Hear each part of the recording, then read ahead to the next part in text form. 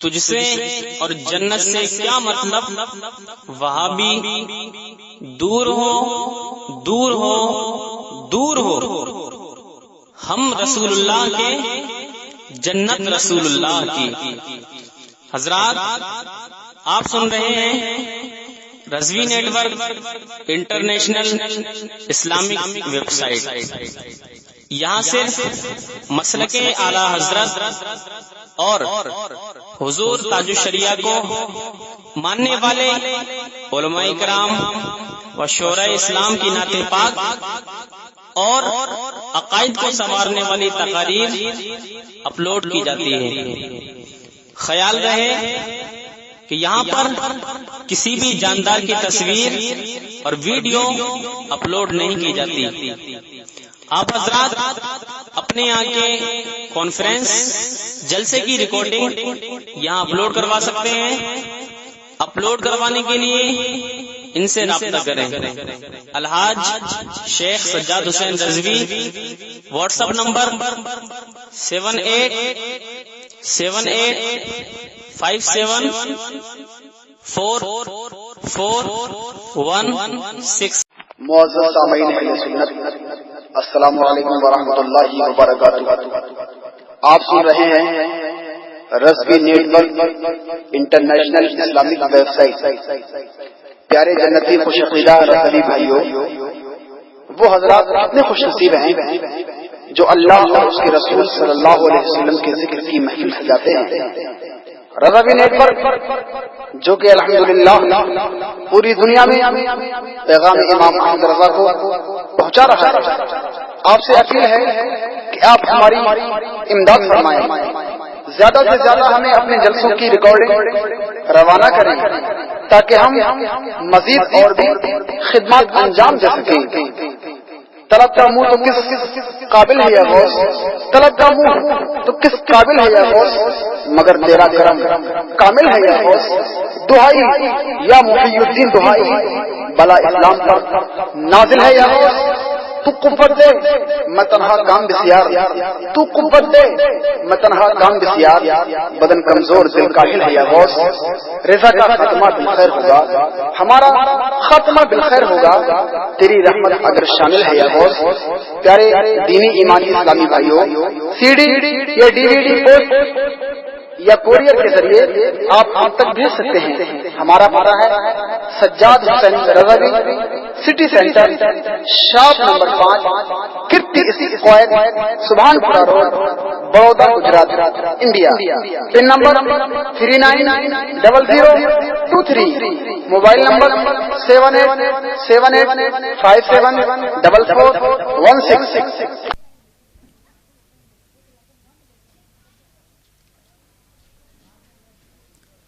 بسم اللہ الرحمن الرحیم، نحمده ونستعینه ونستغفره ونؤمن به ونتوکل علیہ ونعوذ باللہ من شرور انفسنا ومن سیئات اعمالنا، من يهده اللہ فلا مضل له ومن يضلله فلا هادي له، ونشهد أن لا إله إلا الله وحده لا شريك له، ونشهد أن محمدا عبده ورسوله،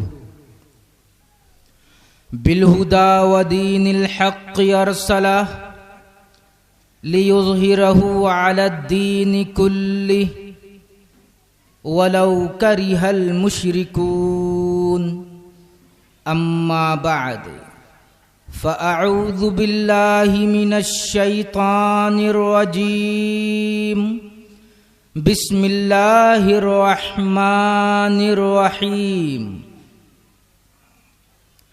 قال رب اشرح لي صدري ويسر لي أمري واحلل عقدة من لساني يفقه قولي، صدق الله العظيم وبلغنا رسوله النبي الأمين الكريم ونحن على ذلك لمن الشاهدين والشاكرين والحمد لله رب العالمين.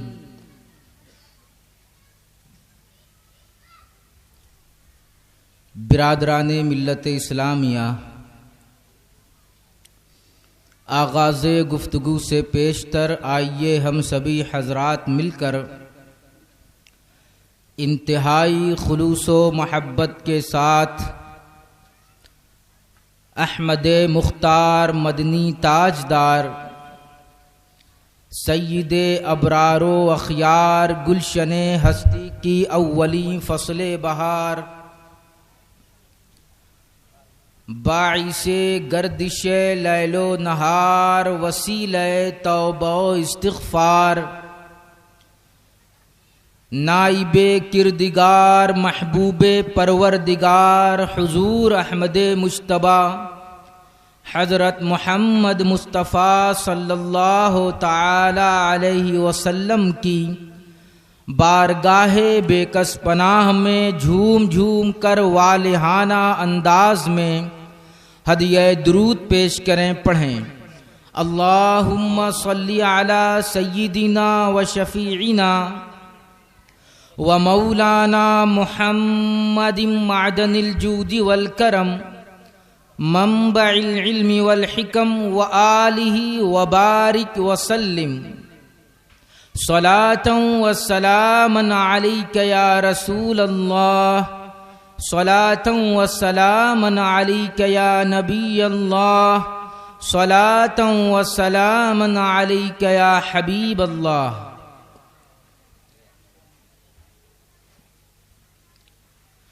حضرات محترم، اللہ تعالی نے ہر زمانے میں اپنے بندوں کی ہدایت کے لیے نبیوں اور رسولوں کو بھیجا ہے.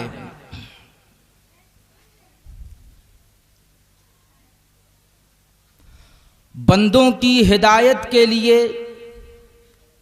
انسانوں کی رہنمائی کے لیے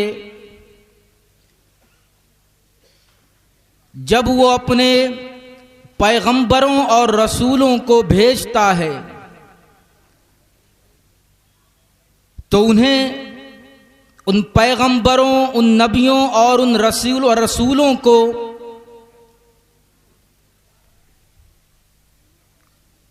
یہ تعلیم بھی دیتا ہے کہ اسے بندوں کے درمیان، انسانوں کے درمیان کس طرح ہدایت اور رہنمائی کا فریضہ انجام دینا ہے. حضرت آدم علیہ السلام سے لے کر حضرت عیسیٰ علیہ السلام تک اور اس کے بعد اپنے آخری پیغمبر حضرت محمد مصطفیٰ صلی اللہ تعالی علیہ وسلم کو بھیجا ہے تو اس نے طریقہ ہدایت اور رہنمائی بھی انہیں عطا فرمایا ہے. اللہ کے وہ پیغمبر، وہ نبی اور وہ رسول اسی کے طریقے کو لے کر دنیا میں ہدایت اور رہنمائی کا فریضہ انجام دیتے رہے.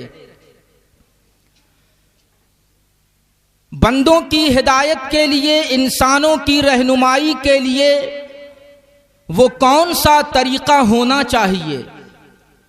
پیغمبر کے پاس وہ کون سا طریقہ تھا؟ نبیوں اور رسولوں کے پاس بندوں کی، انسانوں کی رہنمائی اور ہدایت کے لیے وہ کون سا طریقہ تھا؟ آپ اس بات کو ذہن میں رکھیں کہ جو بھی نبی اور رسول آیا وہ انسان بن کر آیا، وہ انسانوں کی بستی میں آیا، وہ انسانیت کے پیکر میں آیا. انسان کا ایک اپنا مزاج ہوتا ہے، اس کا ایک اپنا جذبہ، اس کی ایک اپنی سوچ ہوتی ہے. ایک تو انسان کے ساتھ یہ معاملہ ہے کہ اس کا اپنا ایک خاص مزاج ہوتا ہے، اس کی اپنی ایک سوچ ہوتی ہے، اس کے اپنے جذبات ہوتے ہیں۔ دوسری چیز یہ ہے کہ انسان بولتا ہے، اس کے بولنے کا ایک اسلوب ہوتا ہے، اس کا ایک اپنا لہجہ ہوتا ہے، اس کے بولنے کا ایک خاص انداز ہوتا ہے۔ تیسری چیز یہ ہے کہ انسان اپنی زندگی میں جو کچھ کرتا ہے اس کے لیے اس کا اپنا کوئی طریقہ ہوتا ہے، عمل کا اپنا کوئی مخصوص طریقہ ہوتا ہے۔ تو ہر انسان کے لیے یہ تین چیزیں بالکل واضح ہیں۔ پہلی چیز اس کے جذبات ہیں، اس کا مزاج ہے، اس کی سوچ ہے، اس کی فکر ہے، اس کا خیال ہے، اس کی رائے ہے، اس کی نیت ہے، اس کا اخلاص ہے۔ اور دوسری چیز اس کی زبان ہے، اس کی زبان کا کیا اسلوب ہے، اس کا کیا لب و لہجہ ہے۔ اور تیسری چیز اس کا طریقہ عمل ہے، طریقہ کار ہے۔ پیغمبر بھی چونکہ انسان ہے، پیغمبر نبی اور رسول بھی چونکہ انسان ہے، تو انسان ہونے کی حیثیت سے، بشر ہونے کے تقاضے سے اس کے سامنے یہ تین چیزیں ہیں۔ پیغمبروں کا بھی ایک مزاج ہے، ان کا بھی اپنا ایک جذبہ ہے، ان کی بھی اپنی ایک سوچ ہے۔ اور دوسری چیز یہ کہ پیغمبر چونکہ انسان ہے اس لیے ان کے پاس ایک زبان ہے، ان کے بولنے کا بھی ایک انداز ہے، ان کا بھی اپنا ایک اسلوب ہے۔ اور چونکہ پیغمبر انسان ہیں، نبی اور رسول بشر ہیں، اس لیے ان کا بھی اپنا کوئی طریقہ عمل ہے۔ تو اب یہاں پر دیکھنا یہ ہے کہ پیغمبر تو اس دنیا میں انسانوں کی ہدایت کے لیے آئے، تو پروردگار عالم نے چونکہ انہیں ہدایت کا طریقہ دیا ہے، تو دیکھنا یہ ہوگا کہ پروردگار عالم نے اپنے پیغمبروں کو کون سا مزاج دے کر اس دنیا میں بھیجا، کون سے جذبات دے کر اس دنیا میں انہیں روانہ کیا، ان کی سوچ کیسی تھی، ان کا مزاج کیسا تھا، ان کی نیتیں کیسی تھیں، ان کی رائے کیسی تھی۔ پیغمبر کو خدا نے اس زمین پر کھڑا کیا ہے انسانوں کی ہدایت کے لیے، تو پروردگار عالم نے اپنے ان پیغمبروں کو کون سی زبان دی ہے، کون سا اسلوب دیا ہے، زبان کے لیے کون سا لب و لہجہ دیا ہے۔ اللہ تعالیٰ نے اپنے پیغمبروں کو، اپنے نبیوں اور رسولوں کو اس زمین پر کھڑا کیا ہے نبی بندوں کی ہدایت کے لیے، تو ان کے کام کرنے کا طریقہ کیا تھا؟ آؤ اس مسئلے کو ہم قرآن کی روشنی میں حل کریں گے۔ ہم یہ جاننا چاہیں گے کہ پیغمبر بندوں کی ہدایت کے لیے اس زمین پر کون سا مزاج لے کر آتا رہا ہے، کون سے جذبات لے کر آتا رہا ہے۔ ہم یہ بھی دیکھیں گے کہ ان کا لب و لہجہ کیا تھا، ان کا اسلوب کیا تھا۔ ہم یہ بھی جاننا چاہیں گے کہ بندوں کی ہدایت کے لیے ان کے پاس عمل کا وہ کون سا اعلیٰ ترین طریقہ کار تھا۔ بے شک بے شک اللہ تعالیٰ اپنے پیغمبروں کا تعارف کرا رہا ہے، قرآن کے اندر تعارف کرا رہا ہے۔ حضرت آدم علیہ السلام کے بعد اس نے اس دنیا میں پہلے رسول کو بھیجا ہے، وہ حضرت نوح علیہ السلام ہیں۔ حضرت نوح علیہ السلام کو جب اس نے اس دنیا میں بھیجا ہے تو ان کا تعارف کرایا۔ وَلَقَدْ أَرْسَلْنَا نُوحًا إِلَىٰ قَوْمِهِ فَقَالَ يَا قَوْمِ اعْبُدُوا اللَّهَ مَا لَكُم مِّنْ إِلَٰهٍ غَيْرُهُ إِنِّي أخاف عليكم عذاب يوم عظيم وقال الملأ من قومه إنا لنراك في ضلال مبين قال يا قوم ليس بي ضلالة ولكني رسول من رب العالمين أبلغكم رسالات ربي وأنصح لكم وأعلم من الله ما لا تعلمون۔ یہ قرآن کے اندر اللہ تعالیٰ نے اپنے پیغمبر کا تعارف کرایا ہے۔ حضرت نوح علیہ السلام کو بھیجا تو اس نے ارشاد فرمایا، یقیناً ہم نے نوح کو ان کی قوم کی طرف بھیجا تو نوح نے کہا اے میری قوم، اللہ کی عبادت کرو، اس لیے کہ تمہارا کوئی معبود نہیں ہے سوائے اللہ کے، اس کے سوا کوئی معبود نہیں ہے، اس لیے اے میری قوم تم اللہ کی عبادت کرو، اس لیے کہ میں تم سب کے سلسلے میں یوم عظیم کے عذاب کا ڈر اور خطرہ محسوس کر رہا ہوں۔ یہ یوم عظیم کیا ہے؟ یہ قیامت کا دن ہے۔ حضرت نوح علیہ السلام اللہ کے بندوں کو اللہ کی عبادت کی طرف بلا رہے ہیں اور انہیں یوم عظیم کے عذاب سے ڈرا رہے ہیں۔ اللہ نے انہیں بھیجا تھا، وہ اللہ کا پیغام لے کر آئے تھے، وہ اپنی قوم کو اللہ کا پیغام دے رہے تھے، لیکن قوم نے انہیں کیا جواب دیا تھا؟ قوم کے معزز لوگوں نے انہیں جواب دیا تھا، اے نوح ہمیں یقین ہے، ہمارا خیال ہے کہ بلا شبہ ہم آپ کو کھلی ہوئی گمراہی میں مبتلا دیکھ رہے ہیں۔ حضرت نوح علیہ السلام تو ہدایت لے کر آئے تھے، حضرت نوح علیہ السلام تو اللہ کا پیغام لے کر آئے تھے، لیکن ان کی قوم کے معزز لوگوں نے کہا تھا کہ ہم آپ کو گمراہی میں دیکھ رہے ہیں۔ ان کی قوم نے یہ بات اس لیے کی تھی کہ وہ ایک لمبے عرصے سے دیکھ رہے تھے کہ ہماری بستی میں، ہمارے شہر میں بتوں کی پوجا ہو رہی ہے، تو یہ نوح ایک اللہ کی عبادت کا پیغام لے کر کیسے کھڑے ہو گئے؟ حضرت نوح نے کہا تھا، یا قومی لیس بی ضلالہ ولکنی رسول من رب العالمین، اے میری قوم میرے اندر کوئی گمراہی نہیں ہے، گمراہی سے میرا کچھ بھی تعلق نہیں ہے، ہاں میں تو سارے جہان کے پروردگار کا ایک رسول ہوں، میں تمہارے پاس اس لیے آیا تاکہ اپنے رب کے پیغام کو تمہارے سامنے پیش کروں اور میں تمہاری خیر خواہی کروں۔ میں اللہ کی جانب سے وہ باتیں جانتا ہوں جو تم نہیں جانتے۔ سبحان اللہ، سبحان اللہ۔ اس پورے مکالمے میں، اس پوری گفتگو میں میں ایک لفظ پر آپ کی توجہ لانا چاہتا ہوں۔ حضرت نوح علیہ السلام نے کہا تھا، ابلغکم رسالات ربی وانصح لکم، یعنی میں اپنے رب کے پیغامات کو تم تک پہنچا رہا ہوں اور میں تمہاری خیر خواہی کرنا چاہتا ہوں۔ قرآن کے اندر لفظ آیا انصح لکم، انصح کا لفظ یہ نصیحت سے بنا ہوا ہے، نصیحت کا لفظ ہے، نصیحت کا معنی ہوتا ہے خیر خواہی، ہمدردی، یعنی حضرت نوح علیہ السلام یہ کہہ رہے تھے کہ اے میری قوم میں تمہاری خیر خواہی کے لیے آیا، میں تمہاری ہمدردی کے لیے آیا، میں تمہاری بھلائی کے لیے آیا، میں تمہیں بسانے کے لیے آیا، میں تمہیں آباد کرنے کے لیے آیا، میں تمہارا ناصح ہوں، میں تمہاری خیر خواہی کرنے والا ہوں۔ قرآن نے اپنے پیغمبر کے جذبات کا تعارف کرایا ہے کہ پیغمبر کا مزاج یہ ہے کہ وہ پوری دنیا کا خیر خواہ ہوتا ہے، ان کا ہمدرد ہوتا ہے۔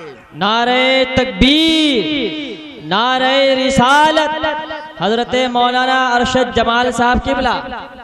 پیغمبر، نبی اور رسول قوم کا دشمن نہیں بلکہ ان کا خیر خواہ ہوتا ہے۔ مطلب یہ ہوا کہ اگر دین کی اشاعت کرنا ہے، اگر دین کا پیغام پہنچانا ہے، اگر پیغمبرانہ مشن کو سمجھنا ہے تو اسے پیغمبروں کی طرح جذبات بھی اپنے اندر پیدا کرنے ہوں گے، اسے اپنی قوم کا خیر خواہ بننا پڑے گا، اسے اپنی قوم کا ہمدرد بننا پڑے گا، وہ قوم کے درمیان انتشار پیدا کرنے کی کوشش نہ کرے بلکہ ان کی خیر خواہی کرے، ان کے ساتھ سچی ہمدردی کرے۔ یہ پیغمبرانہ مشن کی پہلی شرط ہے۔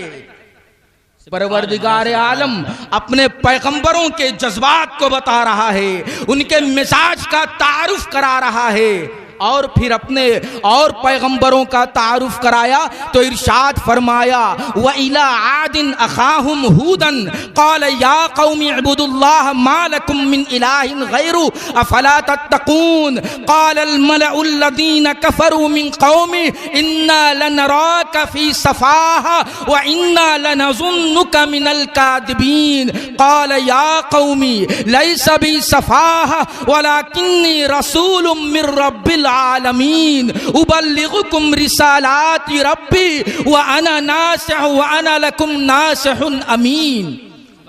یہ قرآن بول رہا ہے۔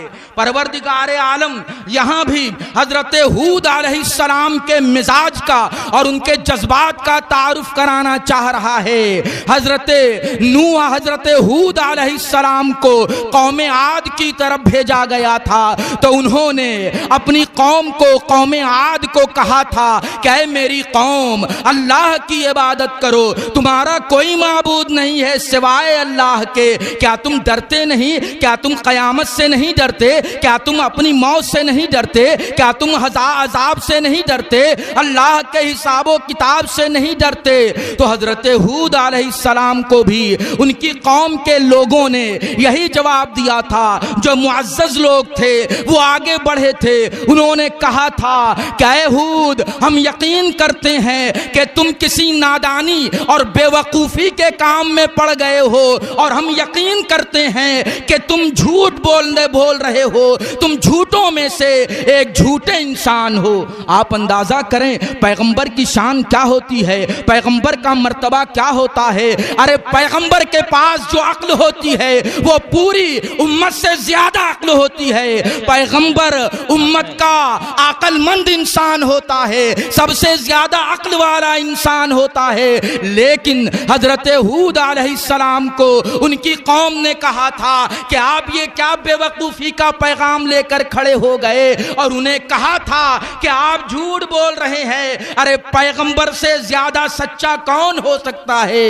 لیکن حضرت ہود علیہ السلام کی قوم نے ان کے ساتھ یہ گستاخی کا معاملہ کیا تھا، تو حضرت ہود علیہ السلام نے کہا تھا کہ اے لوگوں، میرے اندر کوئی نادانی نہیں ہے، میرا حماقت سے، بے وقوفی سے کوئی رشتہ نہیں ہے، میں جھوٹ سے کام نہیں لے رہا، تم میرے پیغام کو جھوٹ کہتے ہو۔ نہیں، میں تو سارے جہان کے پروردگار کا رسول ہوں، اور میں تم تک اپنے رب کے پیغامات کو پہنچا رہا ہوں، اور میں تمہارا امین بھی ہوں اور تمہارا ناصح بھی ہوں۔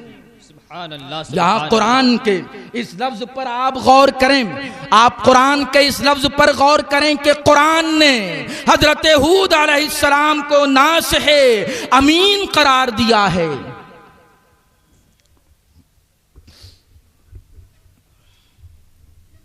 نعرہ تکبیر، نعرہ رسالت۔ ہدیہ درود پیش کریں، پڑھیں اللہم صلی علی سیدنا و شفیعنا مولانا محمد معدن الجود والکرم منبع العلم والحکم وآلہ وبارک وسلم صلاة و سلام علیک یا رسول اللہ۔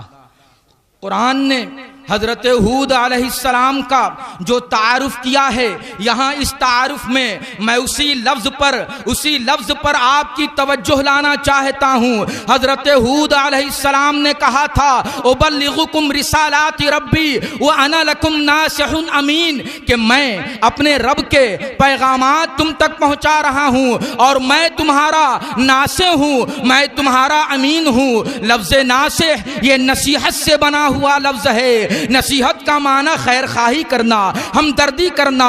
گویا حضرت ہود علیہ السلام یہ کہہ رہے تھے کہ میں تمہارا ناصح ہوں، یعنی میں تمہارا خیر خواہ ہوں، میں تمہارا ہمدرد ہوں۔ قرآن نے نبی کے، اپنے پیغمبر کے مزاج کا، اس کے جذبات کا تعارف کرا دیا ہے کہ پیغمبر وہ ہوتا ہے جو اپنی قوم کا خیر خواہ ہوتا ہے، اپنی قوم کا ہمدرد ہوتا ہے۔ بے شک بے شک۔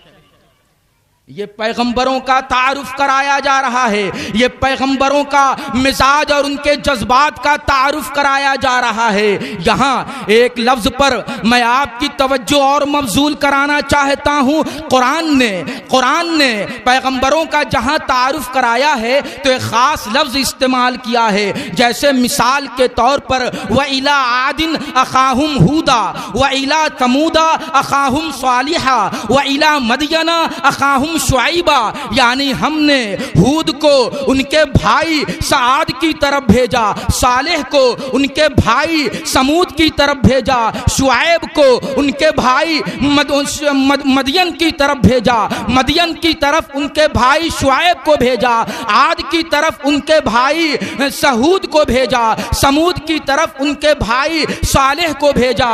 یہاں قرآن نے نبیوں کو بھائی کہا ہے، نبیوں کو قوم کا بھائی کہا ہے۔ کیا نبی کی حیثیت یہ ہے کہ وہ بھائی ہے؟ نہیں نہیں، نبی بھائی نہیں ہوتا ہے، نبی کا مرتبہ بڑا اعلیٰ ہے۔ نبی اگر ہوتا ہے تو اپنی امت کا باپ ہوتا ہے، نبی اگر ہوتا ہے تو اپنی امت کا آقا ہوتا ہے، نبی اگر ہوتا ہے تو اپنی امت کا سردار ہوتا ہے۔ لیکن قرآن نے نبیوں کو یہاں پر بھائی کہا ہے، قوم کا بھائی کہا ہے۔ بھائی کا لفظ ایک سمبولک لفظ ہے، ایک علامتی لفظ ہے۔ بھائی کا مطلب کیا ہے؟ بھائی وہ ہوتا ہے جو خیر خواہ ہو، بھائی وہ ہوتا ہے جو ہمدرد ہو، بھائی وہ ہوتا ہے جو بھلائی کرنے والا ہو، بھائی وہ ہوتا ہے جو آباد کرنے والا ہو، بھائی وہ ہوتا ہے جو بسانے والا ہو۔ گویا قرآن نے پن پیغمبروں کو بھائی کہا ہے تو اس کا مطلب یہ ہوا کہ یہ پیغمبر اپنی قوم کی بھلائی کے لیے بھیجے جا رہے ہیں، اپنی قوم کی ہمدردی کے لیے بھیجے جا رہے ہیں، اپنی قوم کی خیر خواہی کے لیے بھیجے جا رہے ہیں۔ سبحان اللہ، سبحان اللہ۔ اس طرح تعارف کرایا، وَإِلَىٰ عَادٍ أَخَاهُمْ هُودًا وَإِلَىٰ ثَمُودَ أَخَاهُمْ صَالِحًا وَإِلَىٰ مَدْيَنَ أَخَاهُمْ شُعَيْبًا۔ اس طرح تعارف کرایا جا رہا ہے۔ حضرت شعیب علیہ السلام جب قوم مدین کی طرف آئے تو ان کی قوم نے انہیں جھٹلایا اور کہا، اور انہوں نے کہا تھا، قرآن تعارف کرا رہا ہے، بیان کر رہا ہے، وقال الملأ الذين كفروا من قومي لئن اتبعتم شعيبا انکم اذا لخاسرون۔ یعنی قوم کے کافروں کے معزز لوگوں نے کہا تھا کہ اے لوگوں، اگر تم شعیب کی پیروی کرو گے تو بلا شبہ تم گھاٹے میں پڑ جاؤ گے۔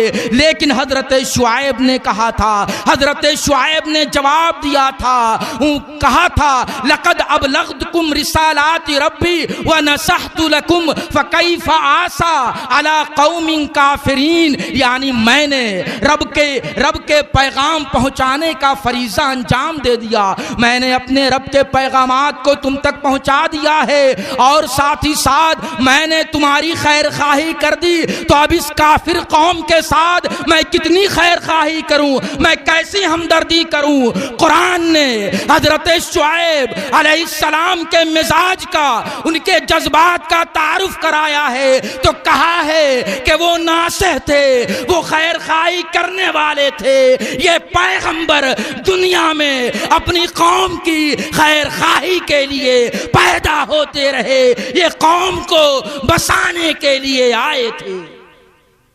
یہ سلسلہ چلتا رہا، پیغمبروں کا یہ سلسلہ چلتا رہا، یہاں تک کہ آخر میں اللہ کے سب سے زیادہ محبوب اور اعلیٰ ترین رسول حضور احمد مجتبیٰ حضرت محمد مصطفیٰ صلی اللہ تعالی علیہ وسلم اس دنیا میں تشریف لاتے ہیں۔ ان کا تعارف بھی قرآن میں جگہ جگہ موجود ہے۔ قرآن ارشاد فرماتا ہے، فَبِمَا رَحْمَةٍ مِّنَ اللَّهِ لِنْتَ لَهُمْ وَلَوْ كُنْتَ فَظًّا غَلِيظَ الْقَلْبِ لَانفَضُّوا مِنْ حَوْلِكَ۔ یعنی اے رسول، یہ اللہ کی رحمت ہے، یہ اللہ کی رحمت ہے کہ آپ ان مشرکین کے لیے، ان مومنین کے لیے نرم دل واقع ہوئے ہیں۔ اگر آپ سخت زبان ہوتے، اگر آپ سخت دل ہوتے تو لوگ آپ کے ارد گرد سے اٹھ کر بھاگ کھڑے ہوتے۔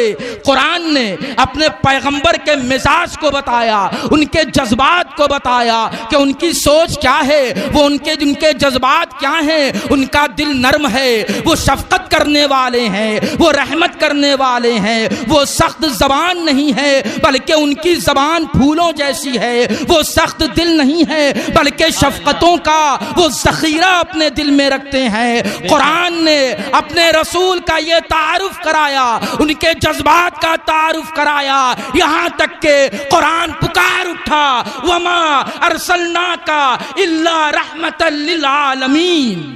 سبحان اللہ سبحان اللہ۔ یہ ہے پیغمبروں کے مزاج کا تعارف۔ آپ دیکھ رہے ہیں قرآن کس طرح پیغمبر کے مزاج کو بتا رہا ہے، آپ دیکھ رہے ہیں کہ قرآن کس طرح پیغمبروں کے جذبات کو بتا رہا ہے۔ یہ پیغمبر دنیا میں خیر خواہی کے جذبات کو لے کر آتے رہے ہیں۔ اب اس کے بعد دوسری چیز ہے زبان کا معاملہ ہے۔ پیغمبروں کی زبان کیسی ہوتی ہے، پیغمبروں کا اسلوب کیسا ہوتا ہے، نبیوں کا انداز گفتار کیا ہوتا ہے۔ وہ تو ہدایت کے لیے آئے، وہ تو رہنمائی کے لیے آئے۔ اس کی ایک مثال قرآن کے اندر موجود ہے۔ جب اللہ تعالی نے حضرت موسیٰ اور حضرت ہارون علیہ السلام کو فرعون کے پاس بھیجا کہ جاؤ فرعون کو ہدایت کرو۔ فرعون جو ایک سرکش انسان تھا، فرعون جو ایک ظالم انسان تھا، وہ بچوں کا قاتل تھا، عورتوں کو پریشانی اور تنگی میں ڈالنے والا انسان تھا، وہ قوم کے اندر ایک ظالم حکمراں تھا۔ ایسے ظالم اور جابر بادشاہ کی ہدایت کے لیے حضرت موسیٰ اور حضرت ہارون کو بھیجا جا رہا ہے تو ہدایت کی جا رہی ہے، اذهبا الى فرعون فانه طغى لعله يتذكر او يخشى کہ اے موسیٰ اور ہارون، اے موسیٰ اور ہارون تم جاؤ فرعون کے پاس، اذهبا الى فرعون فانه طغى وقولا له قولا لینا لعله يتذكر او يخشى۔ اے موسیٰ و ہارون جاؤ فرعون کے پاس اور اسے ہدایت پیش کرو، اس لیے کہ وہ سرکش ہو چکا ہے، لیکن فرعون کے سامنے نرم بات کہنا۔ اے موسیٰ و ہارون تمہارا اسلوب ہدایت کا لہجہ نرمی کا لہجہ ہونا چاہیے۔ میں پوچھتا ہوں فرعون تو بڑا ظالم تھا، فرعون تو بڑا جابر تھا، وہ بچوں کا قاتل تھا، وہ تو انسانیت کا دشمن تھا، اس کے لیے تو سخت سے سخت لہجہ ہونا چاہیے۔ لیکن قرآن یہ بتاتا ہے کہ جب وہ اپنے کسی پیغمبر کو اس زمین پر کھڑا کرتا ہے تو اس کا لہجہ نرمی کا لہجہ ہوتا ہے، اس کا اسلوب نرمی کا اسلوب ہوتا ہے۔ مجھے بتاؤ کیا آج فرعون سے زیادہ ظالم کوئی ہے؟ تو لہجہ اتنا سخت کیوں ہے؟ لہجے میں اتنی تلخی کیوں ہے؟ لہجے میں اتنا بھونڈا پن کیوں ہے؟ اس کا مطلب یہ ہے کہ پیغمبرانہ مشن سے ابھی لوگ ناواقف ہیں۔ سبحان اللہ سبحان اللہ۔ فرعون سے بڑا کوئی ظالم بادشاہ ہے، فرعون سے بڑا کوئی ظالم حکمراں ہے آج کی دنیا میں، لیکن حضرت موسیٰ کو بھیجا گیا تو کہا گیا نرم بات کرنا، حضرت ہارون کو بھیجا گیا تو نرم بات کرنا۔ ارے بتاؤ تو صحیح، اے ہدایت کا درس دینے والوں، اے رہنمائی کی ذمہ داری اٹھانے والوں، اے اس طرح سے اللہ کے پیغام کو دور دور تک پھیلانے والوں، کیا تم نے کبھی اپنے اسلوب کا جائزہ لیا ہے؟ کیا تم نے کبھی اپنا انداز گفتار دیکھا ہے؟ کیا تم نے کبھی اپنے لہجے کو چیک کیا ہے؟ ارے نبی کو بھیجا جا رہا ہے تو نرمی کی ہدایت کی جا رہی ہے، اور ساتھ ہی ساتھ یہ کہا گیا لعلہ یتذکر او یخشی، اگر نرم بات کرو گے تو ہدایت کی امید ہے، اور اگر سخت زبان استعمال کرو گے تو ہدایت کی کوئی امید نہیں۔ بے شک بے شک۔ قرآن کس طرح تعارف کرا رہا ہے، اذهبا الى فرعون انه طغى وقولا له قولا لینا۔ اس طرح حضرت موسیٰ علیہ السلام کو بہت جلال تھا، ان کے مزاج میں بڑا جلال تھا، اللہ تعالیٰ نے ان کے مزاج میں بڑا جلال پیدا کر دیا تھا۔ اب یہاں مسئلہ سوچ میں پڑ گیا، حضرت موسیٰ اس قدر جاہو جلال والے انسان، اور ان کو کہا جا رہا ہے کہ نرم بات کرنا۔ حضرت موسیٰ کے اندر اتنا زیادہ جلال اور اللہ کی ہدایت یہ ہے کہ نرم بات کرنا۔ بتاؤ مشکل مسئلہ ہے یا نہیں؟ بتاؤ مشکل مسئلہ ہے یا نہیں؟ ایک انسان کے اندر اتنا زیادہ جاہو جلال ہو، اتنا زیادہ جلال ہو، اور اسے ہدایت دی جا رہی ہے کہ نرم بات کرنا۔ حضرت موسیٰ کو تو وہی کرنا تھا جو اللہ کا پیغام تھا۔ حضرت موسیٰ اپنے پروردگار کے سامنے دعا کا ہاتھ پھیلا دیتے ہیں اور کہتے ہیں رب اشرح لی صدری ویسر لی امری واحلل عقدۃ من لسانی یفقہوا قولی۔ اے پروردگار، میرے اندر اتنا جاہو جلال تو نے رکھا ہے اور اس پر سے تو تلقین کرتا ہے کہ نرم بات کرنا۔ اے پروردگار، میرے دل کو، میرے سینے کو تو میرے لیے کھول دے، مجھے شرح صدر عطا فرما۔ رب اشرح لی صدری ویسر لی امری، اور میرے لیے میرے اس فریضے کو، اس معاملے کو آسان کر دے۔ واحلل عقدۃ من لسانی، اے پروردگار میری زبان کی بندش کو تو کھول دے تاکہ یہ لوگ میری بات سمجھ سکیں۔ سبحان اللہ سبحان اللہ۔ آپ اندازہ کر رہے ہیں یہ کتنا نازک معاملہ تھا۔ حضرت موسیٰ علیہ السلام کو نرم بات کرنے کا حکم دیا، مشکل پیش آ گئی، وہ دعا کرنے لگے۔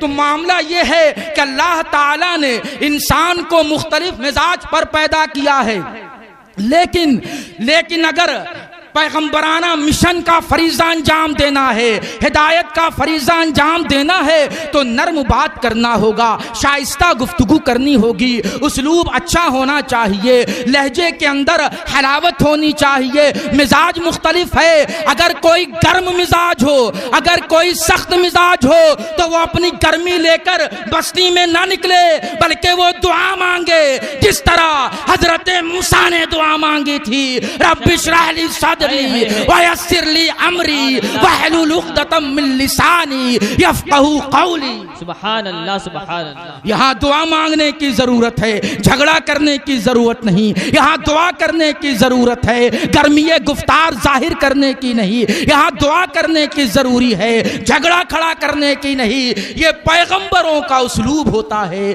یہ ان کی زبان ہوتی ہے۔ اب تیسری چیز ہے پیغمبروں کا طریقہ عمل۔ تین چیزیں میں نے بیان کی، ایک پیغمبروں کا مزاج، دعوت و تبلیغ کے لیے پیغمبروں کے جذبات وہ آپ نے دیکھ لیے۔ دوسری چیز پیغمبروں کی زبان، ان کا اسلوب، وہ بھی آپ نے دیکھ لیا۔ تیسری چیز ہے ان کا طریقہ کار۔ اللہ تعالیٰ نے اپنے مقدس کلام میں پیغمبروں کے طریقہ کار کو بھی بیان کیا ہے۔ آپ کا ذہن میں حضرت یوسف علیہ السلام کی ذات اور ان کی شخصیت کی طرف لے جانا چاہوں گا۔ حضرت یوسف علیہ السلام کا جو قصہ قرآن کے اندر ہے اور اس کی جو تفسیریں کی گئی ہیں، وہ ایک لمبا قصہ ہے، وہ ایک طویل گفتگو ہے۔ میں مختصر میں اپنے مقصد کو آپ کے سامنے ظاہر کرنا چاہتا ہوں۔ حضرت یوسف علیہ السلام کو مصر کے بازار میں بیچا جا رہا ہے، اور بادشاہ مصر کا سب سے اعلیٰ عہدیدار، جس کو عزیز مصر کہا جاتا ہے، عزیز مصر نے حضرت یوسف علیہ السلام کو خریدا اور اپنے گھر میں اسے رکھا۔ حضرت یوسف علیہ السلام کو رکھا اور اپنی بیوی کو ہدایت کی کہ حضرت یوسف علیہ السلام کی دیکھ بھال کرنا، نگرانی کرنا، ہو سکتا ہے یہ ہمیں آئندہ فائدہ پہنچائے، یا ہو سکتا ہے کہ ہم اسے اپنا بیٹا بنا لیں۔ معاملہ آگے بڑھتا گیا۔ حضرت یوسف علیہ السلام لڑکے تھے، اب بڑے ہو گئے، خوبرو نوجوان ہو گئے۔ ان کا حسن دیکھ کر مصر کی عورتیں ان کے اندر دلچسپی لینے لگی، یہاں تک کہ عزیز مصر کی بیوی نے بھی دلچسپی، محبت اور اس طرح حب شدید کی نگاہ سے دیکھا، اور پھر واقعہ آگے بڑھا ہے۔ حضرت یوسف علیہ السلام پر الزام لگا ہے معاذ اللہ کہ انہوں نے عزیز مصر کی بیوی کے ساتھ غلط سلوک کیا ہے، یہ جھوٹا الزام لگایا گیا ہے، اور پھر اس کی سزا ان حضرات نے متعین کی ہے، اور پھر حضرت یوسف علیہ السلام کو جیل میں ڈال دیا گیا ہے۔ یہ ایک لمبا واقعہ ہے، میں جیل کے اندر آپ کو لے جانا چاہتا ہوں۔ آئیے حضرت یوسف علیہ السلام جیل میں ہیں، کچھ انسان بھی جیل میں ہیں۔ آئیے آپ تصورات کی دنیا میں جیل کے اندر پہنچیے، جیل کیسی ہوتی ہے، قید خانہ کیسا ہوتا ہے۔ وہاں انسان ہیں، مفلوق الحال ہیں، بیچارے ہیں، بے بس ہیں۔ حضرت یوسف علیہ السلام پیغمبر کی حیثیت سے جیل کے اندر پہنچے ہیں، انہوں نے کون سا کام شروع کیا ہے؟ وہاں جو مریض ہے اس کی عیادت کر رہے ہیں، وہاں جو کمزور ہے اس کو سہارا دے رہے ہیں، اگر کوئی اپنے حق کے لیے پریشان ہے تو اس کا حق دلانے کی کوشش کر رہے ہیں۔ ایک طرف جیل کے اندر وہ اللہ کی عبادت بھی کر رہے ہیں اور دوسری طرف انسانیت کی خدمت بھی انجام دے رہے ہیں۔ میں پوچھنا چاہتا ہوں کہ جیل میں اس زمانے میں حضرت یوسف علیہ السلام کے ساتھ جیل میں کون لوگ تھے؟ وہ تو کافر تھے، وہ تو مشرک تھے، وہ تو بتوں کے پجاری تھے۔ ارے وہ ظالم تھے کہ انہیں جیل میں بھیجا گیا تھا، وہ بدکار تھے کہ انہیں جیل میں بھیجا گیا تھا، وہ مجرم تھے کہ انہیں جیل میں بھیجا گیا تھا۔ لیکن حضرت یوسف علیہ السلام نے دیکھا کہ ہمارے سامنے انسان ہے، اللہ کا حکم آیا کہ اے یوسف اس جیل کے اندر تمہیں انسانیت کی خدمت انجام دینی ہے، تمہیں مریضوں کا خیال کرنا ہے، تمہیں مجبوروں کو سہارا دینا ہے، تمہیں کمزوروں کی امداد کرنی ہے۔ حضرت یوسف علیہ السلام یہ سارا کام جیل کے اندر کرتے چلے جا رہے ہیں۔ ایسا کیوں تھا؟ ایسا کیوں تھا؟ اصل میں جیل کے اندر انسانوں کے سامنے وہ توحید کی دعوت پیش کرنا چاہتے تھے، وہ ان انسانوں کو اللہ کا پیغام پہنچانا چاہتے تھے، وہ ہدایت کا اللہ کا پیغام پہنچانا چاہتے تھے۔ لیکن ان کا طریقہ یہ تھا کہ انہوں نے پہلے انسانوں کے ذہن کو ہموار کیا ہے، پہلے انہیں اپنے سے قریب کیا ہے، ان کے ساتھ ہمدردی کا معاملہ کیا ہے۔ حضرت یوسف علیہ السلام جب جیل میں داخل کیے جا رہے تھے تو ان کے ساتھ دو اور مجرم بھی جیل میں داخل کیے جا رہے تھے۔ حضرت یوسف علیہ السلام نے جیل کے اندر ایک ماحول بنا لیا ہے، انسانوں کے ساتھ انسانیت کا سلوک کر کے ایک ماحول پیدا کر لیا ہے، ایک ماحول بنا لیا ہے۔ اس کے بعد ان قیدیوں کے سامنے اللہ کا پیغام پیش کیا، یا صاحبی السجن ارباب متفرقون خیر ام اللہ الواحد القہار وما تعبدون الا اسماء سمیتموها انتم وآباؤکم ما انزل اللہ بها من سلطان ما انزل اللہ بها من سلطان ان الحکم الا للہ امر اللہ تعبدوه الا ایاہ ذلک الدین القیم ولکن اکثر الناس لا یعلمون۔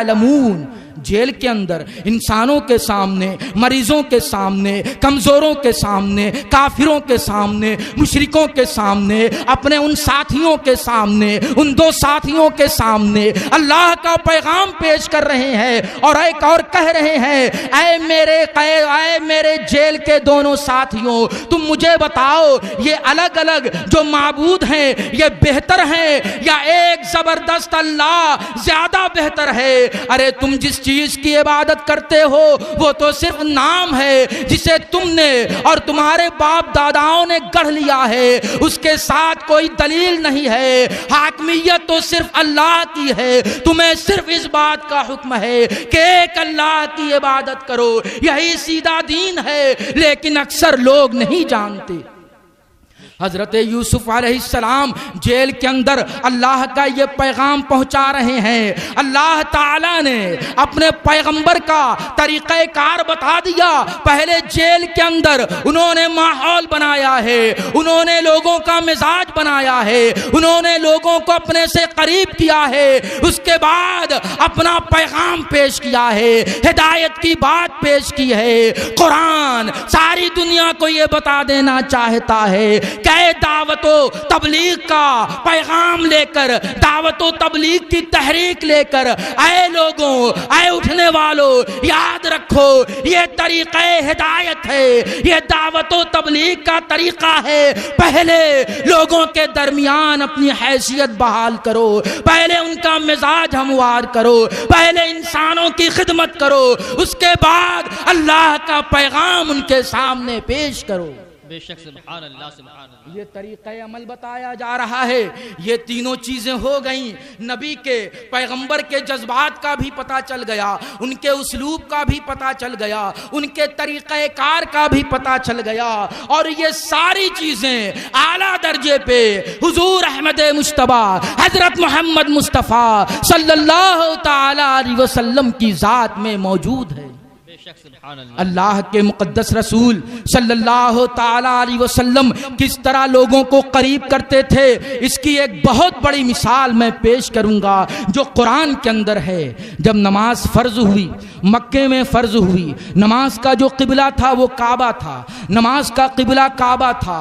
مکے میں لوگ نماز پڑھ رہے تھے, اس کے بعد ہجرت ہوئی, ہجرت کر کے لوگ مدینے پہنچے ہیں. وہاں ہجرت کر کے لوگ مدینے پہنچے ہیں. شروع میں تو کعبے کی طرف نماز پڑھی جا رہی تھی, کعبے کی طرف رخ کر کے نماز پڑھ رہے تھے, لیکن اللہ کے رسول صلی اللہ تعالی علیہ وسلم کو خیال آیا کہ یہاں مدینے میں یہود کی بستی ہے, یہاں یہود آباد ہیں, ان کو اسلام سے قریب کرنا چاہیے. آپ نے دیکھا کہ یہود بیت المقدس کا بڑا احترام کرتے ہیں, بیت المقدس کو بڑا مانتے ہیں, اسے وہ اپنا قبلہ سمجھتے ہیں, بڑی عزت کی نگاہ سے دیکھتے ہیں. تو اللہ کے رسول کا طریقہ دعوت و ہدایت دیکھو. انہوں نے سوچا, اللہ کے پیغمبر نے سوچا, اللہ کے رسول کو خیال ہوا کہ بیت المقدس کو یہ یہود بڑی عزت کی نگاہ سے دیکھتے ہیں, اگر ہم بیت المقدس کے تعلق سے اپنے احترام اور اپنی عزت اور اپنے ادب کو ظاہر کریں تو ہو سکتا ہے کہ یہ قریب آ جائیں, یہ ہماری باتیں سننے لگیں, یہ اسلام میں دلچسپی لینے لگیں. ابھی نماز کا قبلہ کعبہ ہے, لیکن اللہ کے رسول صلی اللہ تعالی علیہ وسلم نے کعبے کا قبلہ ختم کر دیا اور بیت المقدس کو اپنا قبلہ بنا لیا. ارے کعبے کا قبلہ ختم کر کے بیت المقدس کو اپنا قبلہ صرف اس لیے بنایا تھا تاکہ یہودوں کو کچھ دلچسپی پیدا ہو جائے, یہودوں کی توجہ کو اپنی طرف مبذول کرایا جائے. ارے اس سے بڑھ کر دنیا میں کیا مثال ہو سکتی ہے کہ پیغمبر اسلام نے کافروں, مشرکوں اور خاص طور سے یہود کو اپنی طرف کرنے کے لیے, اپنے قریب لانے کے لیے اپنی نماز کا قبلہ بھی بدل دیا. سبحان اللہ سبحان اللہ. 16-17 مہینے تک بیت المقدس کی طرف لوگ رخ کر کے نماز پڑھتے رہے, بعد میں پھر قبلہ بدل دیا گیا اور پھر وہی کعبہ قبلہ بنا دیا گیا. لیکن اللہ کے مقدس رسول صلی اللہ تعالی علیہ وسلم نے یہود کو اسلام سے قریب کرنے کے لیے ان کے قبلے کو اپنا لیا ہے, ان کے قبلے کو اپنی نماز کا قبلہ بنا لیا ہے. ارے دوسروں کے ساتھ ہمدردی اور ان کے ساتھ خیر خواہی کا معاملہ کرنے کی اس سے بڑی اور کیا مثال ہو سکتی ہے. بے شک بے شک. اللہ کے مقدس رسول صلی اللہ تعالی علیہ وسلم اس طرح لوگوں کو انسانیت کا درس دیتے تھے, اللہ کا پیغام پہنچاتے تھے. صحابہ کا دور ہے, تابعین بھی اس دور میں پائے جا رہے ہیں. ایک موقع پر ایک صحابی اور ایک تابعی دونوں ساتھ ساتھ کسی راستے میں کسی گزرگاہ پر بیٹھے ہوئے ہیں. ایک جنازہ ادھر سے گزرا, جنازہ جب گزرا تو وہ دونوں حضرات کھڑے ہو گئے, وہ صحابی بھی اور وہ تابعی بھی دونوں کھڑے ہو گئے. کہنے والوں نے ان سے کہا, یہ آپ کس جنازے کے لیے کھڑے ہو گئے؟ آپ کو پتا ہے یہ کس کا جنازہ ہے؟ آپ دونوں کو معلوم ہے یہ کس کا جنازہ ہے؟ ارے یہ اس کافر کا جنازہ ہے جو اسلامی حکومت میں امان حاصل کر کے رہ رہا تھا, وہ ذمی ہے, وہ کافر ہے, یہ کافر کا جنازہ ہے. اور آپ نے اس کے جنازے کو, آپ دونوں اس کے جنازے کو دیکھ کر کھڑے ہو گئے. پوچھنے والوں نے پوچھا تو ان دونوں حضرات نے بیک زبان بتانا شروع کیا کہ سنو اللہ کے مقدس رسول صلی اللہ تعالی علیہ وسلم کے سامنے سے ان کے زمانے میں بھی ایک یہودی کا جنازہ گزرا تھا، آپ بیٹھے ہوئے تھے اور پھر اٹھ کر کھڑے ہو گئے۔ لوگوں نے عرض کیا، صحابہ نے عرض کیا، یا اے اللہ کے رسول آپ کو معلوم ہے کہ یہ کس کا جنازہ ہے؟ ارے یہ ایک یہودی کا جنازہ ہے۔ صحابہ کہہ رہے تھے کہ اللہ کے رسول یہ کسی مسلمان کا جنازہ نہیں ہے کہ جس کے لیے آپ کھڑے ہو گئے، یہ کسی صحابی کا جنازہ نہیں ہے کہ جس کے لیے آپ کھڑے ہو گئے۔ اے اللہ کے رسول یہ ایک یہودی کا جنازہ ہے۔ تو اللہ کے رسول صلی اللہ تعالی علیہ وسلم نے ارشاد فرمایا تھا، الیست نفسا، کیا وہ انسان کا جنازہ نہیں ہے؟ کیا مرنے والا انسان نہیں ہے؟ ارے جب کسی انسان کا جنازہ آئے تو ہٹو بچو کرو، اس کو راستہ دے دو تاکہ وہ جنازہ آسانی کے ساتھ گزر جائے۔ کافر کے جنازے کے ساتھ بھی یہ سلوک کرنے کی اجازت پیغمبر اسلام صلی اللہ تعالی علیہ وسلم نے دی ہے۔ سبحان اللہ سبحان اللہ۔ یہ روایت کوئی ضعیف یا موضوع روایت نہیں ہے، یہ کوئی کمزور روایت نہیں ہے، ارے یہ اس کتاب کی روایت ہے جس کا درجہ قرآن کے بعد سب سے اعلیٰ ہے۔ امام بخاری نے اس حدیث کو اپنی صحیح میں نقل فرمایا، سبحان اللہ سبحان اللہ۔ اور کمال یہ ہے کہ امام بخاری کی اسی روایت کو امام مسلم نے بھی نقل کیا ہے، اور حدیث کی وہ روایت جس کو امام بخاری اور امام مسلم نقل کر دیں وہ سب سے اعلیٰ ترین روایت ہوتی ہے۔ اور اس سے کمال کی بات یہ ہے کہ امام احمد بن حنبل رحمت اللہ علیہ نے بھی اس روایت کو اپنی حدیث کی مسند میں نقل کیا ہے۔ اور اس سے کمال کی بات یہ ہے کہ یہ صرف حدیث نہیں بلکہ اس حدیث پر صحابی نے عمل کر کے دکھایا، تابعی نے عمل کر کے دکھایا، اور پوری امت کو بتا دیا کہ انسانیت کا احترام کرنا سیکھو۔ اگر وہ کافر ہے مگر وہ انسان ہے، انسانیت کا سلوک کرو۔ اگر وہ مشرک ہے مگر وہ انسان ہے، انسانیت کی خیر خواہی ملحوظ رکھو۔ سیرت طیبہ کے اوراق میں اس طرح کی بے شمار مثالیں موجود ہیں۔ کسی موقع پر ایک کافر کو قید کیا گیا جس کا نام سہیل بن عمرو تھا۔ وہ کافر ایسا انسان تھا کہ جو اللہ کے رسول صلی اللہ تعالی علیہ وسلم کے خلاف تقریریں کرتا تھا۔ وہ تقریر میں بڑا ماہر تھا، اس کی تقریر سے لوگ بہت متاثر ہوتے تھے۔ وہ بہت بڑا خطیب تھا اپنی قوم کا۔ وہ پیغمبر اسلام صلی اللہ تعالی علیہ وسلم کے خلاف تقریریں کیا کرتا تھا۔ اتفاق سے وہ قید کر لیا گیا۔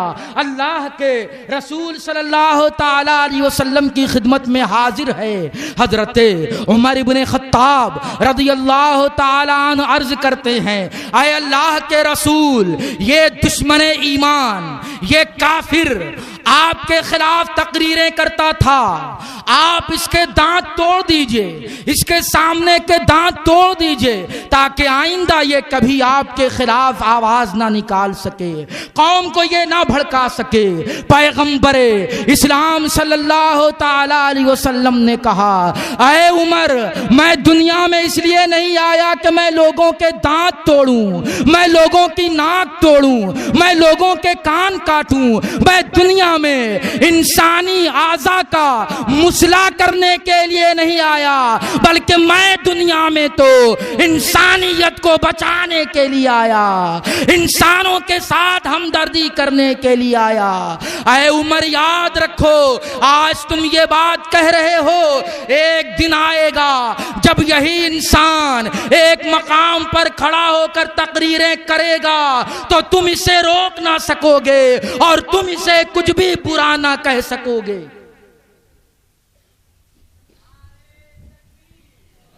نعرہ تکبیر، نعرہ رسالت، نعرہ رسالت، علماء اہل سنت، سید العلماء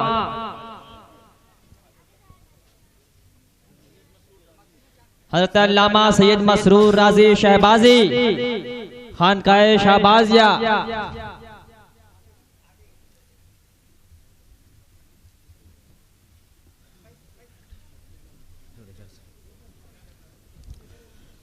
ہدیہ درود پیش کریں، پڑھیں اللہم صلی اللہم علی صلی علی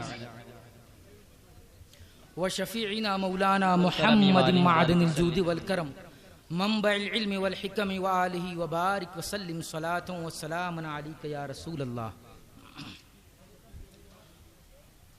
حضرات محترم، میں عرض یہ کر رہا تھا کہ حضرت عمر نے کہا تھا کہ اے اللہ کے رسول اس کے دانت توڑ دیں تاکہ یہ آپ کے خلاف تقریریں نہ کر سکے، مگر اللہ کے رسول نے ارشاد فرمایا کہ میں دنیا میں اعضا کو خراب کرنے کے لیے نہیں آیا، میں اس کے دانت توڑنے کے لیے نہیں۔ اے عمر، ایک زمانہ آئے گا، ایک وقت آئے گا کہ تم دیکھو گے کہ یہی انسان تقریر کر رہا ہے لیکن تم اسے برا بھی نہ کہہ سکو گے۔ وہ کون سا زمانہ آیا؟ اللہ کے مقدس رسول صلی اللہ تعالی علیہ وسلم کی وفات ہوئی ہے، آپ اس دنیا سے روپوش ہو گئے ہیں۔ اس کے بعد حضرت سیدنا صدیق اکبر رضی اللہ تعالی عنہ کا دور خلافت آیا ہے۔ آپ کی خلافت کے زمانے میں بہت سے لوگوں نے سورش کی، بہت سے لوگوں نے آپ کی خلافت کے زمانے میں اسلام کے خلاف سر اٹھایا اور یہ شیطانی وسوسہ لوگوں کے درمیان ڈالنے لگے کہ محمد صلی اللہ تعالی علیہ وسلم کا دین ان کی زندگی تک تھا، وہ دنیا سے چلے گئے، اب یہ دین ختم ہو گیا۔ اس طرح کا وسوسہ یہود اور منافق لوگوں کے درمیان پیدا کرنے لگے۔ جو کمزور ایمان کے لوگ تھے، جو نئے نئے مسلمان ہوئے تھے، وہ اسلام سے پھرنے لگے، بہت سے لوگ اسلام سے ہٹنے اور دور ہونے لگے۔ یہ پوزیشن ہو گئی، وہاں کوئی ایسا نظر نہیں آ رہا تھا کہ جو ان اسلام سے پھرنے والوں کو روکے۔ وہ سہیل بن عمرو تھے کہ جو اسلام لا چکے تھے، جن کو آزاد کر دیا گیا تھا، جو گرفتار ہوئے تھے، جن کا دانت توڑنے کا مشورہ حضرت عمر نے دیا تھا، اللہ کے رسول نے معاف کر دیا تھا۔ وہ سہیل بن عمرو تھے، وہ کھڑے ہوئے اور خطاب کرنے لگے، اپنی قوم کے سامنے، لوگوں کے سامنے خطاب کرنے لگے کہ اے لوگوں، کیا تم سمجھتے ہو کہ محمد صلی اللہ تعالی علیہ وسلم کا دین اسلام محدود وقتوں کے لیے تھا؟ نہیں، یہ دین تو قیامت تک کے لیے تھا۔ اس اسلام کے اندر، اس دین کے اندر ابھی اور زیادہ قوت پیدا ہوگی، ابھی اور زیادہ یہ اسلام پھیلے گا۔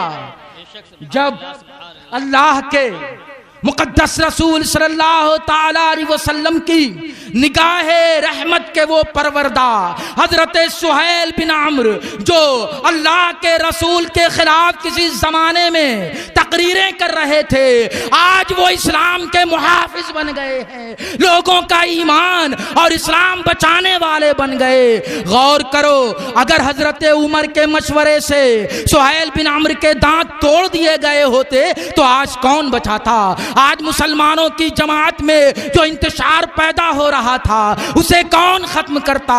لیکن پیغمبر اسلام نے اپنی رحمت کے ذریعے، اپنی مروت کے ذریعے یہ ظاہر کر دیا تھا کہ اگر آج تم رحمت کرو گے، اگر آج تم شفقت کا برتاؤ کرو گے، اگر آج تم مہربانی کا سلوک کرو گے تو یہ ضائع نہیں جائے گا بلکہ آئندہ اس کا فائدہ پہنچے گا۔ یہ ہے پیغمبرانہ مشن، یہ ہے پیغمبرانہ طریقہ کار۔ اگر اس دنیا میں پیغمبرانہ مشن کو، رسول کے مشن کو، پیغمبر اسلام کے طریقہ دعوت کو اگر عام کرنا ہے، اگر پھیلانا ہے، اسلام کو قوت بخشنی ہے تو آؤ پیغمبرانہ مشن کے اس طریقے کو اختیار کر لو۔ یقیناً اسلام بڑھے گا، ایمان کی قوت اور بڑھے گی، اسلام کا نور اور پھیلے گا۔ لیکن اگر کوئی اس پیغمبرانہ مشن کے طریقے کو چھوڑ کر کوئی دوسرا طریقہ، کوئی دوسرا اسلوب اختیار کرے گا تو وہ طریقہ، وہ اسلوب کبھی کامیاب نہیں ہو سکتا۔ اگر تبلیغ کرنا ہے، اگر اپنی زبان اور اپنے اسلوب کو سدھارنا ہے تو پروردگار عالم سے دعا کرو، رب اشرح لی صدری ویسر لی امری واحلل عقدۃ من لسانی یفقہوا قولی وآخر دعوانا ان الحمد للہ رب العالمین۔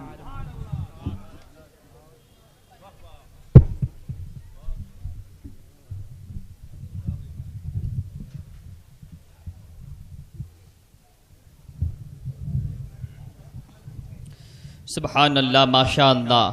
حضرات ابھی آپ کی سماعتوں کے حوالے حضرت خطیب الاسلام حضرت مولانا ارشد جمال صاحب قبلہ اشرفی صدر مدرس مدرسہ محمدیہ تجوید القرآن جو اپنے خطاب سے ہمیں اور آپ کو فیض یاب کر رہے تھے، آپ دیکھ رہے ہیں کہ آپ کی نگاہوں کے سامنے ممبر شریف پہ جلوہ بار اولاد رسول اکرم نائب غوث اعظم حضرت مولانا سید مسرور رازی شہبازی خانقاہ شہبازیہ بھاگلپور کی آمد ہو چکی ہے، اور ساتھ ہی ساتھ صدر باوقار پیکر علم و بہار جامع شریعت و طریقت عالم سنیت حضرت مولانا صوفی شاہ محمد ذکی اللہ صاحب قبلہ اسد القادری الکاملی وہ بھی تشریف لا چکے ہیں، اور آج کے ہمارے خصوصی خطیب مقرر اعظم مفتی حضرت مولانا مفتی محمد مکرم احمد صاحب قبلہ شاہی امام فتح پوری دہلی جو تشریف لا چکے ہیں، جن کا خطاب ہمیں اور آپ کو سماعت کرنا ہے، اور خصوصیت کے ساتھ مقرر انقلاب وائز لاجواب شہزادہ شیخ اعظم قائد ملت آبرو اہل سنت حضرت مولانا محمد محمود اشرف سید محمود اشرف المعروف محمود میاں صاحب قبلہ جو قیام گاہ میں تشریف رکھتے ہیں، کچھ ہی دیر بعد ہمارے اور آپ کی نگاہوں کے سامنے ممبر شریف پہ جلوہ بار ہونے والے ہیں، جن کی پاکیزہ سرپرستی میں آج کا اجلاس منعقد کیا گیا ہے، اور ایسے ہی علماء کرام کے مقدس دست مبارک سے آج کے جو فارغ التحصیل حفاظ قراء ہیں ان کو ورتل القرآن ترتیلا کا تاج زرعی عطا کیا جائے گا۔ سامعین کرام، وہ منظر بھی آپ کی نگاہوں کے سامنے ہوگا۔ اب آئیے بلا تاخیر نعت مصطفیٰ گنگنانے کے لیے ایک بہترین شاعر اسلام یعنی شاعر اہل سنت پیکر شخن عالی جناب ظفر فریدی کی بارگاہ میں وابستگی کا شرف حاصل کر رہا ہوں کہ وہ آئیں اور اپنے کلام سے ہمیں اور آپ کو نوازے۔ آئیے ان کا استقبال نعروں کے ساتھ کیا جائے۔ نعرہ تکبیر۔ مجمع تو ایسا ہے کہ آواز ایسی ہونا چاہیے کہ یہاں تک آواز گونجے، ایک وجدانی کیفیت ہو۔ نعرہ تکبیر، نعرہ رسالت، جشن عید میلاد النبی، مرکزی تنظیم اہل سنت۔ آج کس درجہ بلندی پہ ہے قسمت میری، آج کس درجہ بلندی پہ ہے قسمت میری، ان کی توصیف پہ مائل ہے طبیعت میری۔ اور گود لایا ہوں میں الفاظ کے گلہائے ہنسی، گود لایا ہوں میں الفاظ کے گلہائے ہنسی، کر لو مقبول شاہ نظر عقیدت میری۔